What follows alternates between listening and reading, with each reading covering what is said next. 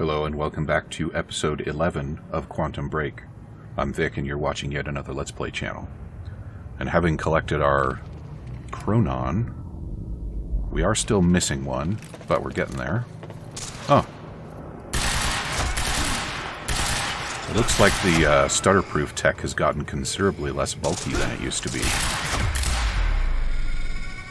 So, that's cool for them, I guess. Dummies. Boop. Oh, that's amusing. How did I not learn that before? I probably did. I love it.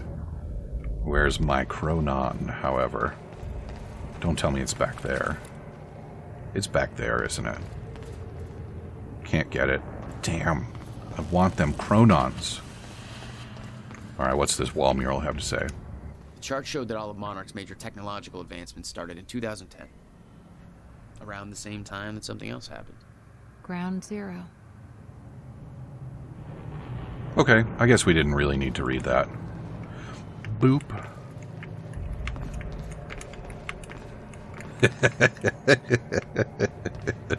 I love it. Hey, buddy. I need to go that way. What's over here? Nothing.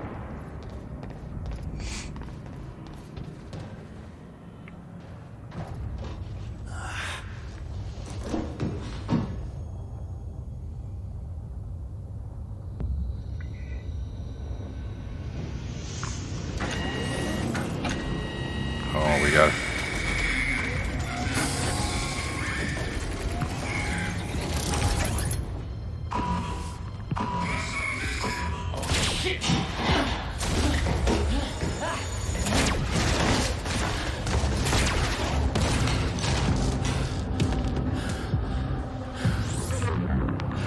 Well, that guy's not very nice, is he? What the fuck is that?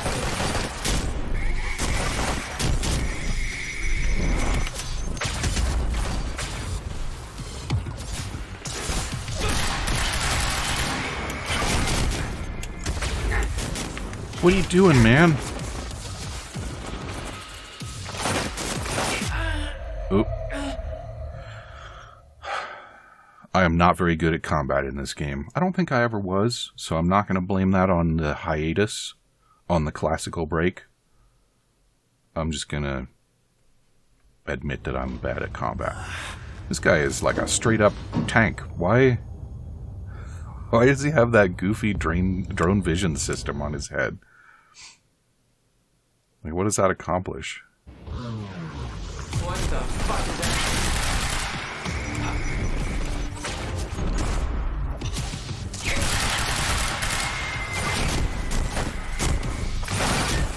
Wow.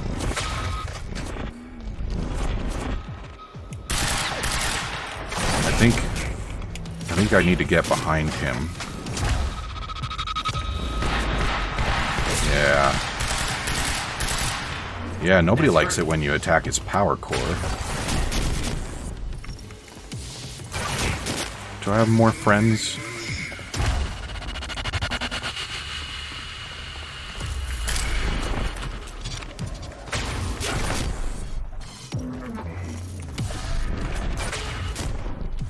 I could really use some more speed boosts. Get down, dumbass!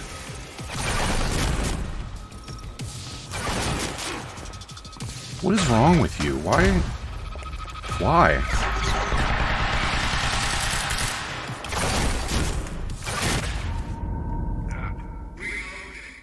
Yeah, reload, buddy. That's what you need to do.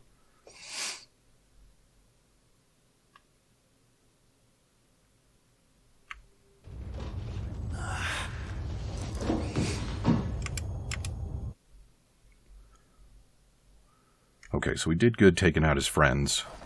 We did not so good taking him out. Nope, that's not what we wanted. Okay, get behind. Shooty, shooty, shooty, shooty. That's the respawn. Get behind. Shooty, shooty, shooty, shooty. Alright, he's on to me.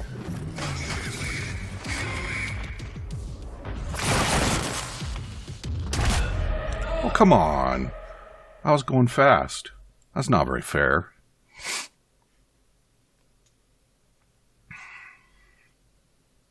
Have I commented on how interesting it is that the time powers work during a stutter? We're already in a weird time situation, but we just continue to fiddle with time as usual.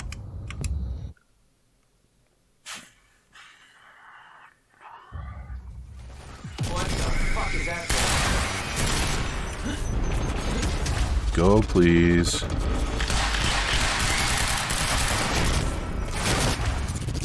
Go some more. Yes. That's what we. Alright, we can reload.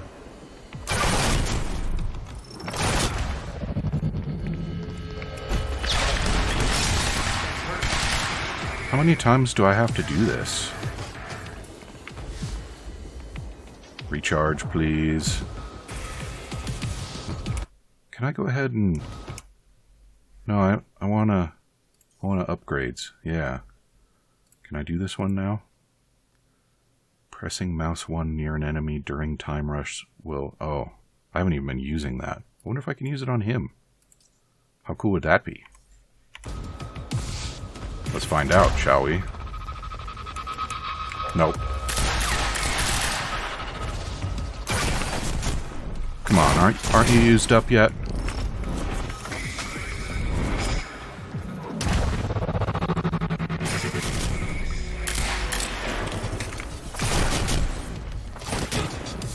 Recharge, please. Come on, dude.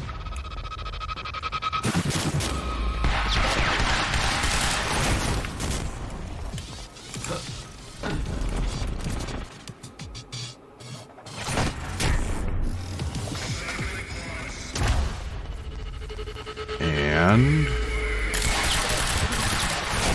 Come on.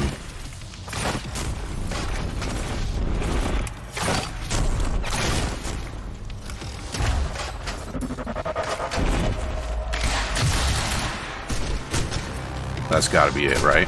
Yeah, it looks like that's it. Hardcore.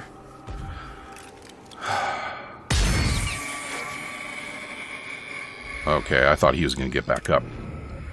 Chronon, please.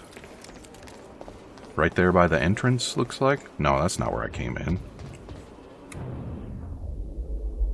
Through there. Well, let's see what this is. Which way is Amor's office? Shut up, Jack. Oh, hello. Do I want to be on this? What happens if I be on this? Do I die? We might be able to get out from here. Probably. Apparently not this time. Yeah, so now I'm up here, but... Where am I trying to get? I'm trying to get over there. I don't want to be over there. I want the Chronon that's over here. But also...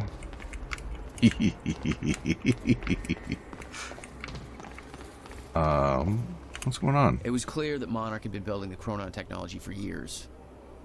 They were prepared for the fracture. None of it would have been possible without the CFR. Go through there?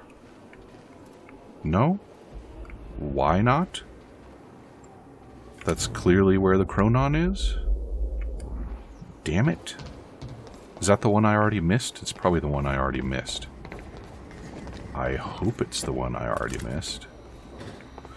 Alright, we'll go ride the thing. Fine. No, I don't want a shotgun. These things were designed by walking tanks. They weren't for you. Don't flatter yourself. Yeah, I mean, they obviously weren't for me. They didn't defeat me. So I was kind of wondering during the talk about shifters whether I am a shifter. But I'm pretty confident that I'm not. In fact, I can't remember whether... Did we already encounter a shifter? Or no? Look at those people over there just nonchalantly having a chat. Totally unaware of the gunfight that happened right in front of them. Guessing this isn't the usual employee route. Oh, come on, Jack. We were doing so good on the platforming.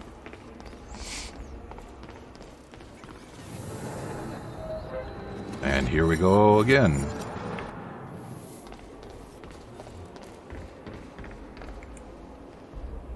Now up.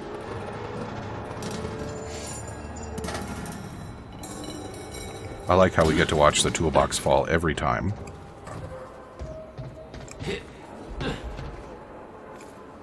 Alright, that was close. And over. Okay. Stutter-proof zone beyond this point. And these poor bastards are not in it.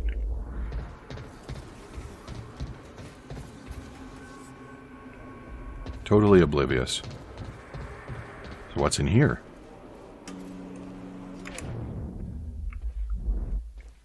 That's the time thing that I was fiddling with. I knew that Monarch had technology to let their soldiers move in stutters, but this was bigger than that. Somehow, time flowed normally in that area. Suddenly, Monarch's lack of concern about time stopping made a hell of a lot more sense. Yes, because they can actually deliver on the so-called lifeboat protocol. Is that it? I guess that's it. Alrighty. Wait. Why am I being prompted to time vision? No reason. Back out into the stutter. Dr. Emerald's office must be close. Time stop.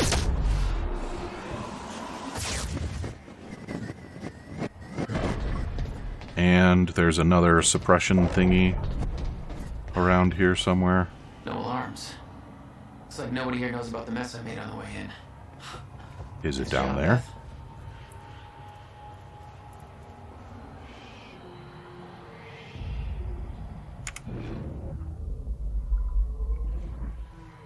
What's going on down here? Pick up a Chronon harvest for a Chronon harness for Beth.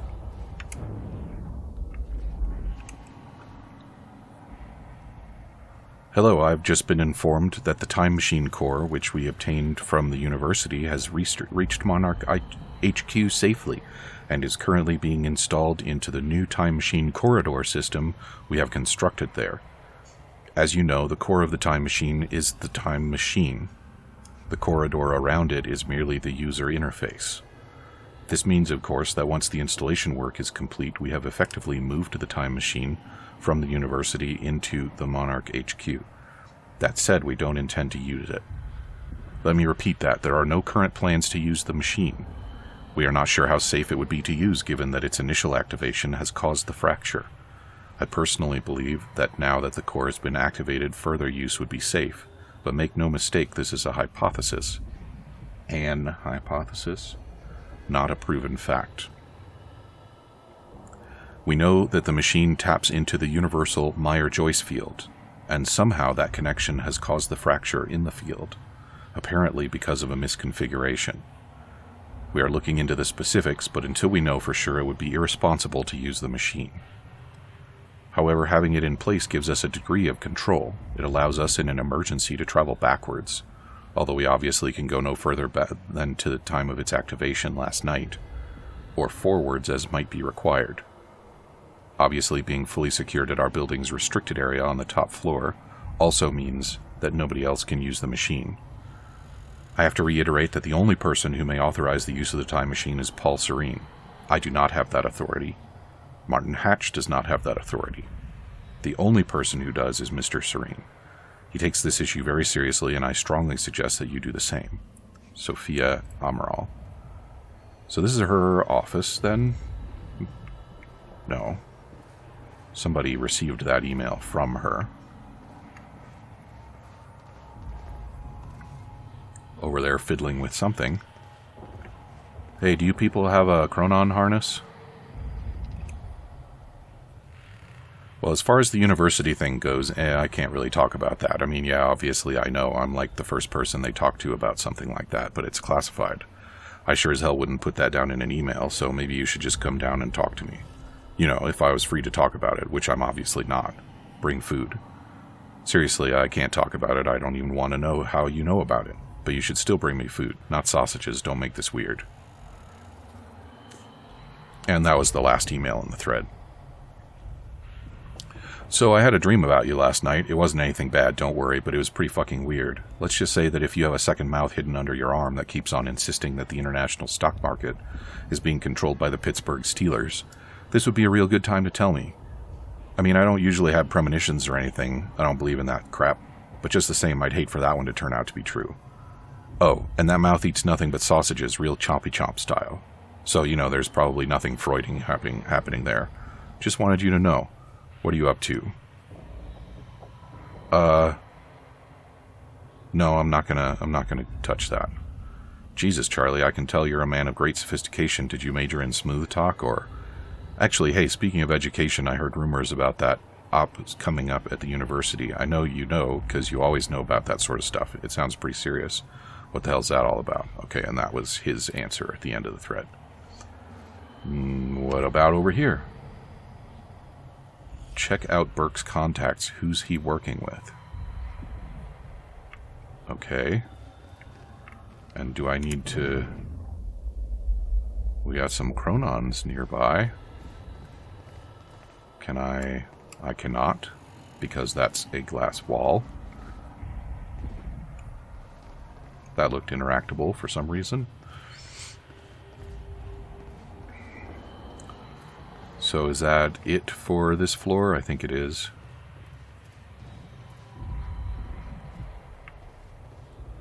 Man, all these people with all of these doors just standing open for me to run around through in the stutter. Guns made to operate in a stutter. Paul had clear priorities. When time ends, guns don't. Well, you know, if you want to be the sovereign power at the end of time, you ought to have some firepower to support yourself. Oh, there's a Chronon real close by here. Where it's at. It's back here in the armory. Arm me with an upgrade point. Thank you very much. Now that might turn out to be the last one we get in this section, on account of the one and possibly two that I missed.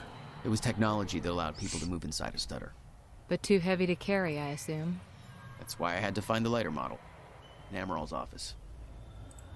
Alrighty. Am I supposed to go this way? Unclear. I knew I couldn't leave the offices before locating Dr. Amaral. Alright, so I am supposed to go that way, but not yet. So, up of stairs is where we need to go now.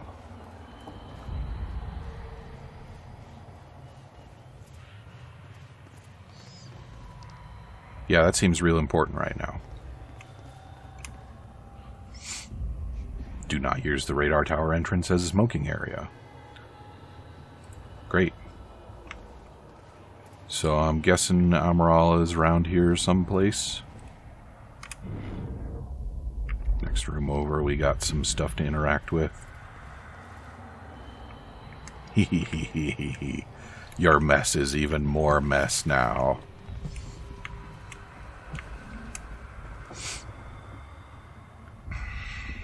Alrighty. Yeah, remember to scroll to the bottom. I just got word that Jack Joyce is in Monarch custody. Walked right into the mansion on Gull Island and gave himself up. What the hell are you two up to? If you want my help from the inside, then I need to know what's going on. Yeah, oops. I'm sure you noticed that things didn't go exactly according to plan at Ground Zero. Seems like a running theme tonight. Can't go into details now, but we found something that I believe is the key to retrieving the countermeasure. The solution is in sight, but we need to kidnap Sophia Amaral in order to get it to work. Jack gave himself up as part of a plan to get him inside. I'm on my way to release him so he can get to Amaral. A poor man's Trojan horse. Desperate times, desperate measures. What's your status? Any update on the Dr. Kim lead?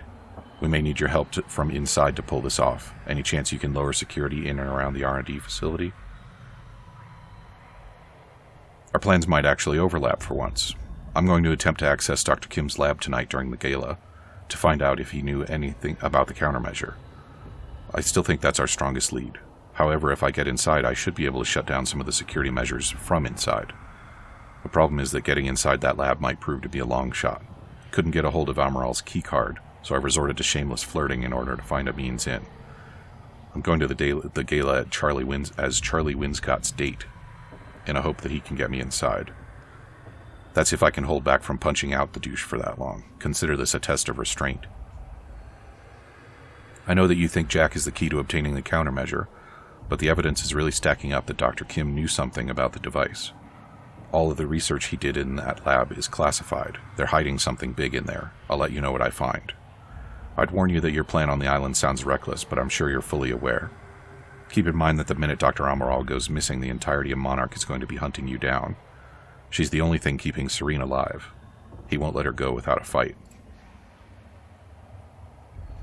Right, the treatments. Because of Chronon poisoning or something. Yeah. How do you like that? Okay, and what do we got going on in here? People, it seems we are having an even busier day than we anticipated. Be aware that both Liam Burke and Jack Joyce are now being held in the detention center at the island. It should go without saying that Burke no longer has any authority within Monarch Solutions, and should be treated as any other detainee. Both Burke and Joyce are considered exceptionally dangerous, and Joyce particularly so. He is Chronon active and should be handled with caution. That said, Joyce has given himself up.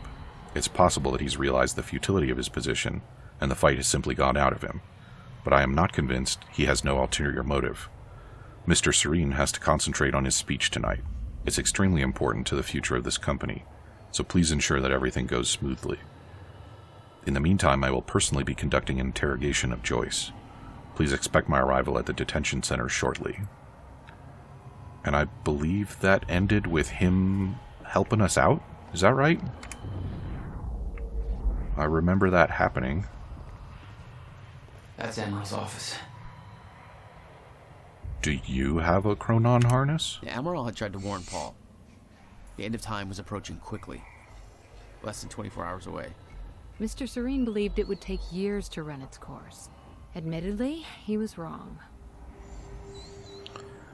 Sophia, as promised in our latest session, I am now going to transcribe what I recall from my dreams. I have doubts that this exercise will help alleviate my symptoms, but I'm willing to explore the idea further if you truly believe in its merit. For someone who is not a medical doctor, let alone a health professional, you seem to take a great interest in my thoughts, not that I don't appreciate it. Here's my first attempt. I recall a haunting image of 7 red doors. Each door had a wrought iron handle that was dripping liquid metal onto the ground, creating a pool in the middle of the room. I looked down into the aqueous metallic glow at our feet, at my feet, to see my own glimmering reflection, revealing that I had aged half a lifetime. Startled, I looked back up to discover that only one door remained. Jack Joyce stood in front of it. The heat in the room was overwhelming. Jack was sweating profusely, his skin red and peeling open. He begged me to take him back home, but there was no door leading home. I opened the only door left and entered. Discovering that we were back in the same room we had just exited, he refused to come to terms with this and opened the door again. I followed him, over and over as he desperately opened the doors, forever leading us back to where we started. The heat grew and he howled in pain, begging to know why I made the other doors disappear, why there was only one path. He begged me to bring the other doors back. He begged me to take him home. The iron pool burst into flames. Jack screamed in agony. I grabbed him, told him that we needed to learn to endure the heat, to embrace the flame. I knew it would come to pass eventually, but the only way to survive it was to accept its inevitability. My body began swaying rapidly, dancing to the movement of the flames around me until my bones faded out of existence, and I surrendered to the fire until we were one and the same. I was no longer one being in one place and time. My life force was spread evenly across the flames. until I was no longer an individual in one body, but a grander shifting entity. I could feel Jack being consumed within my essence. I felt a power within the heat, a clarity of intent. I forgot about my desire to ever return from the flames, because the body that once desired to return was lost forever. I became the very thing that I entered, and it became me, a cyclical fury, chasing itself, Ouroboros. I woke up in a cold sweat. I quickly wrote down words that poisoned my mind in that moment. Delmore Schwartz was right. Time is the fire. Alrighty. With Jack Joyce in our custody, I thought it relevant to forward you a message you sent me years ago. Do not underestimate the significance he holds in your life. I understand your concern that he is reluctant to accept the inevitability of what is coming. However, when he sees the whole picture, he'll have no choice but to believe. We all had our doubts once. You showed us the light. Give him time. Interesting. Talk about delusions of grandeur. He thinks that he became time, that he will become time. Projected fracture progression. We've looked at the preliminary data on the frequency and severity of the stutters and crunched the numbers, and the results are alarming. Our original projection, which gave us years until the fracture reached the point where time breaks down completely, does not match up with the progression of stutters we are experiencing. Put simply, the stutters are happening more and more frequently, clearly indicating that the Meyer-Joyce field is breaking down much faster than we thought. Taking the rate of acceleration, we can hypothesize that we might have as little as 24 hours until we reach the end of time, or the point at which time stops, and no longer starts up again. We do not know why the original projection was wrong, and why that data, which we do consider reliable, coming as it does from Mr. Serene, seems to entirely contradict our current findings. Regardless, the main issue remains clear. In order to achieve Monarch Solutions' stated goals, the lifeboat protocol should be activated as soon as possible. And that's a rather interesting detail, given that Paul is insistent that his future experiences are incontrovertible. CFR briefing by Sophia Amaral. It's no exaggeration to say that the Chronon Field Regulator, or the CFR, is at the heart of Monarch's technological advances. It has taken on a somewhat mythical quality given its origins and the vital role it plays in the lifeboat project, but in actuality the CFR's applications are very practical. That's not to say the CFR hasn't had a course-altering impact on the work Monarch Solutions does.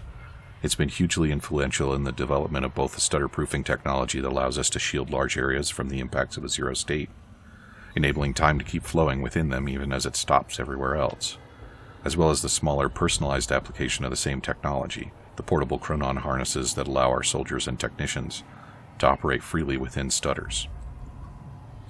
We think of Dr. Henry Kim as the father of all this technology, and deservedly so, but for all of his brilliance, it was his dedication to uncovering the secrets of the CFR that allowed him to make his breakthroughs. Despite Dr. Kim's hard work, the CFR's functionality is still not fully understood, and we have not been able to replicate the device. Having more than one of them would obviously be greatly advantageous to us, but we find ourselves in a precarious position where, in order to fully investigate it, we would have to take it apart. Given its immense power, such an undertaking would pose obvious risks. Perhaps even more importantly, there's no guarantee that we would be able to put it back together again. Given that it's vital to the implementation of the lifeboat protocol, it's our policy to leave it intact. We do know, however, that the CFR can not only store an immense amount of Chronon particles, it can also tap into the Meyer-Joyce field and, with great precision, manipulate it. It's this unique ability that our own Chronon technology replicates, albeit at far less control and efficiency. It's also what makes the lifeboat protocol a reality. By itself, our stutter-proofing technology is powerful and reliable, but its rate of Chronon particle consumption is high, and it increases at an alarming rate as we widen the volume of space the stutter-proofing covers. This would, on the face of it, make the stutter-proofing a very temporary solution indeed, one that would perhaps buy us some subjective weeks once we enter a permanent zero state, but which would ultimately only delay the inevitable. However, the CFR changes all of that. When the permanent stutter-proofing is installed When the permanent stutter-proofing installed on the lifeboat, indeed the very stutter-proofing that makes the lifeboat in the first place, is directed by the CFR, the system becomes vastly more efficient. Our chronon particle consumption is reduced to around 1% of what it otherwise would be. Given that chronon particles are hard to source even at our ground zero installation and our stockpiles are decidedly limited, this means that the CFR makes the difference between Lifeboat being a temporary stopgap solution or a very long undertaking that hopefully allows us to eventually find a solution to the end of time.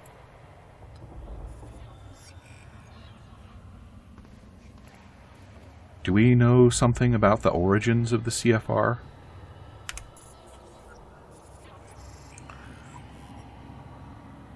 So there's a presentation on shifters. Much of what we know about the shifters is theoretical, based on observations made by Mr. Serene and the limited experimentation we've been able to conduct on the only subject we've managed to capture. That was Dr. Kim, wasn't it? I think it was. They do not seem to have a stable physical presence. Rather, the data we are gathering appears to be fragmented and contradictory, as if there were countless versions of the subject occupying the same space. Our current theory is that they somehow exist in a persistent state of quantum superposition, or to put it another way, with reference to the famous Schrödinger's cat thought experiment, the cat is both alive and dead at the same time.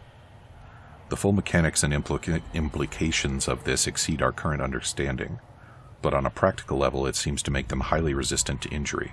It appears that even if the shifter encounters deadly force, it may kill one of its aspects, but because it exists as multiple iterations of itself, including iterations that were not killed by the force, it doesn't stop. Current theory suggests that the only way to stop a shifter is to cause its wave function to collapse from the superposition to a single eigenstate. In practical terms, the shifter must be affected with deadly force enough times for it to run out of healthy versions of itself. As such, direct confrontation with a shifter should be a last resort. Contact with a shifter is extremely dangerous. We know that they are essentially mobile repositories of vast amounts of chronon particles, that they can exist only in a zero state, an area which has been depleted of chronon particles, typically by a fault in the Meyer-Joyce field that encompasses the universe. Colloquially, we refer to these as stutters in time. We also know that shifters are hostile to any source of chronon particles other than themselves within stutters, so any chronon-active individual within a stutter may find themselves targeted by shifters. It appears that movement in stutters, by which we mean the very movement of particles within the space in which time flows, not merely the movement of an individual, disturbs them, and they respond with considerable aggression. As discussed previously, shifters are extremely resistant to damage. They are also quite physically formidable, but their biggest threat is the distortion field around them. Its exact nature is unknown, but we know it warps the properties of the space surrounding them, exerting great physical stress and unpredictable forces on its surroundings. Again, in practical terms, close proximity to a shifter may be fatal even if no actual physical contact takes place. The stutter-proofing technology Monarch Solutions has advanced offers solid protection against shifters. Time flows normally within a stutter-proofed area, so shifters simply cannot exist within them. Therefore, as long as stutter-proofing remains active, shifters are not a problem. However, stutter-proofing of large outside areas is not feasible, given our chronon particle budget, so we have developed other technology to defend against shifters, the chronon dampeners. A chronon dampener works by annihilating free-floating chronon particles within a specificist area. As shifters' forms are hypersaturated with chronon particles, they cannot enter an area in which a chronon dampener is active without their wave function collapsing. Therefore, our operators in the field have a solid portable defense against shifters. Our own technology is shielded against the dampener's effects, so activities in stutters undertaken by our strikers and other operatives are not hindered. However, as an unfortunate side effect, the dampeners have a crippling effect on individuals who are chronon active without the aid of technology. Accordingly, should Mr. Serene be present, you should always make him aware of your intentions before activating a dampener. You may rest assured that the dampener is not powerful enough to do actual harm to Mr. Serene, whose system constantly produces new chronon particles to replace the ones that are lost. But as the dampener's effects are unpleasant and enervating, such an encounter is likely to lead to an awkward conversation about future career prospects. Great. Now, is this the harness that we need for our girl? Looks like what Beth wanted. Good. Oh, shit. Emerald's at the party. The stutter won't last. I better find a way out of here and get to the party. Okay. Well, having addressed the fashion issue, we are all out of time for episode 11. So come back and see me again in episode 12 for a bit of party crashing. Talk to you soon.